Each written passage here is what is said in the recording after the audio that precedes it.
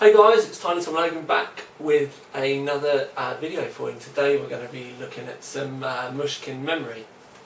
Now, the last time I did a Mushkin video, there's a lot of you going, oh, I don't know where to buy the products, do you know what I mean? Where can I get it from? Well, now Mushkin are making a really big push on making sure that everyone can get their products, especially in the UK. I know several retailers now are looking at picking up the products, but the first one that actually got them in stock was Aria, and they are carrying the RAM that we're testing today in stock. Now, we've got the Ridgeback 1600 megahertz kit, which, you know what I mean, a lot of you are going, oh, it's only 1600 megahertz, but the cast timings on this RAM is very, very tight, which is one of the things that Mushkin are really well known for, especially by us enthusiasts that remember them from before they kind of faded out of the scene a little while ago. But the cast timers on this memory is it's 68624, so it's cast 6 memory, which is really, really tight. Now, something else which is kind of a hint, which is what's to come. Now, I've got Redline Ridgeback. Now, I'm going to show you this up close in a second, but this is the first time this has been seen outside of the Mushkin factory, so I'm very, lucky to have these sticks. Essentially, yes, the Redline range is going to be coming back, and they're going, rather than having the old aluminium style wrap over heat sinks, they're going to be using red Ridgeback stuff. So although it is, yes, technically only a different cooler, I really like this cooler, and this RAM, not only, I'll say it earlier on in the video, is it blazing fast, but it's actually very good for many other things as well. I don't mean like putting your cup of tea on it, but I'll show you in a second, and if you have a look at the cooler behind me, you'll kind of get a hint. But I just want to give you a quick look at this RAM, because this red is lovely. Right guys, fair enough, yes, I have only got it on a bit of A4 paper, but I just wanted to put it on a white background for you so that you can see these new red Ridgeback heat sinks.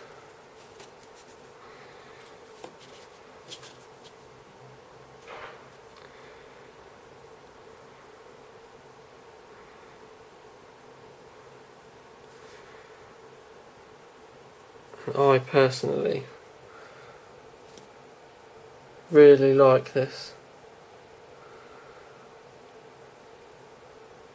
Now what I'm going to do is I'm going to just stick this memory back in the board quickly and show you something which I find very interesting.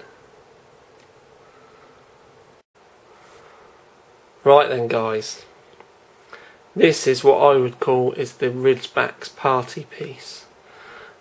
And I get asked these questions all the time. Obviously, that's my Noctua NHD14 heatsink, which is still my chosen cooler. I won't use anything else. But we always have a problem with memory. Now, even with the heatsink, like the taller heatsink on this Redline, it's still shorter than the Corsair. Basically, it's with its heatsink, it's a couple of millimeters taller than the Dominator GTs without its heatsink. So pretty much, I've not had to do anything to the mounts or anything with my Noctua. It all fit perfectly fine.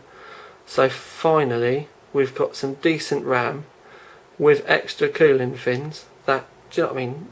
Not being, we've got to be honest about this. Looks flipping sexy, and yet it still fits with a Noctua. So, as you'll see in a little bit when I start talking about the other parts about this memory, yet another reason as to why you should be buying this rather than Corsair.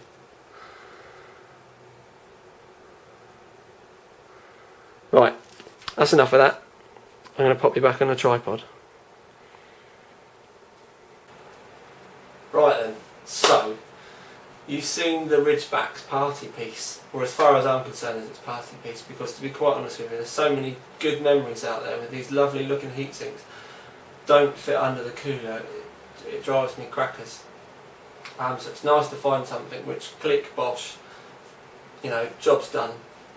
PCB on the actual part of the memory itself, not on the heatsink, is smaller than a lot of the others out there, which I was a little bit concerned about. I was wondering whether all that extra PCB real estate was why the, the other memory, there was a reason behind it, but there wasn't really. Now obviously, as ever, you can go to the Overclock 3D website and read the full review of this, which I will stick at the side. I can never remember which side it comes out at, but one of them anyway. So go there if you want to see all the graphs and all that malarkey. But long and short of it, at 1600 megahertz, if we put this up against Dominator GT at 1600 megahertz, with the Dominator GT, memory as it would have been set up to have been, as it would have been sold, because mine's a 2000 kit, so we just changed the settings and everything, it beat the Dom GTs.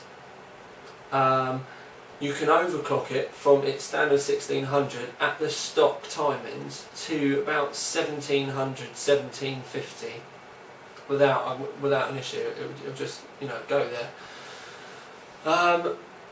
Now I'll show you in the BIOS in a second. There's a sub-timing in the BIOS which I want to show you, which you just need to change, because with an Asus board, which I found out, I wondered why it wasn't overclocking properly. So I got hold of Mushkin.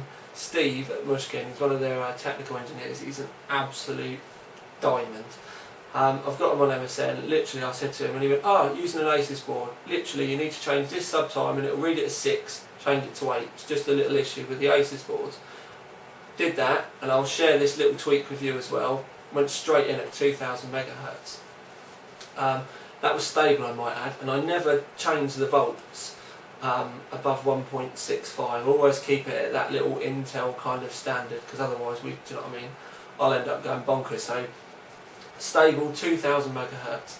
Put that head to head with Dominator GT, and at 2000 megahertz I was running 89824.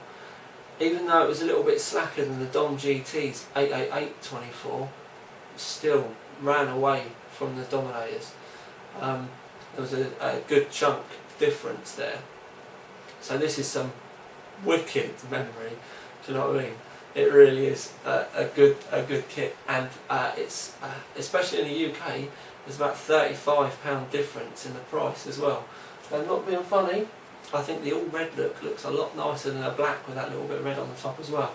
And I've always been as all of you guys are going to know, I've always used Dominator memory in my reviews. It's just the stuff that I've always used, and yeah, I've been very, very surprised with this. But at the same time, it's been quite a happy surprise as well. Max overclock with this memory.